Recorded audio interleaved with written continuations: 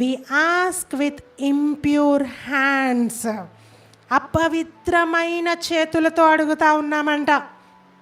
ఒకసారి చదువుకుందాం. యెషయా గ్రంథము 1వ అధ్యాయము 15-16 చదువుకుందాం త్వరగా.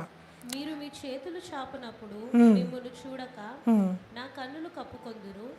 మీరు బహుగా ప్రార్థన చేసినను నేను వినను. మీ చేతులు రక్తముతో నిండి ఉన్నవి.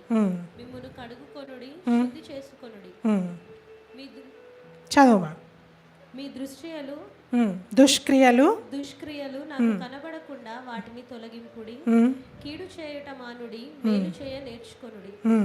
న్యాయము జాగ్రత్తగా విచారించుడి. హింసించబడు వానిని విడిపించుడి. తండ్రి లేని వానికి న్యాయము తీర్చుడి. విధవరాలి పక్షముగా వాదించుడి. చాల్మా ఇక్కడ చెప్తా ఉన్నాడు, మీరు ప్రార్థన చేసినప్పుడు నేను వినను. ఎందుకంటే మీ చేతులు దేంతో నిండి ఉన్నాయంట? రక్తముతో నిండి ఉన్నవి. రక్తం అంటే ఒక మర్డర్ చేస్తేనే కాదు, నువ్వు ఒకరిని బాధ పెట్టినా, నీ చేతులతో ఒకరిని హింసించినా, నీ చేతులతో లంచం పుచ్చుకొని ఇతరులకు అన్యాయపు తీర్పు తీర్చినా, ఒకరి జీవితంలో నీ వల్ల ఒకరు బాధపడుతూ ఉన్నారు, ఏడుస్తూ ఉన్నారంటే నీ చేతులు రక్తముతో నిండి ఉన్నట్టే. ఈరోజు మన వల్ల మన తల్లిదండ్రులు సంతోషిస్తూ ఉన్నారా? మన వల్ల మన స్నేహితులు సంతోషిస్తూ ఉన్నారా? మన వల్ల మన రిలేటివ్స్ సంతోషిస్తూ ఉన్నారా? మన వల్ల మన దైవజనులు ఆనందిస్తూ ఉన్నారా?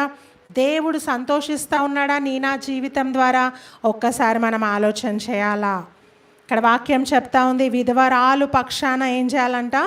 వాదించాలా, బీద వాళ్ళకి సహాయం చేయాలా, కీడు చేయుట మాని మేలు చేయడం నేర్చుకో అని దేవుడు చెప్తా ఉన్నాడు.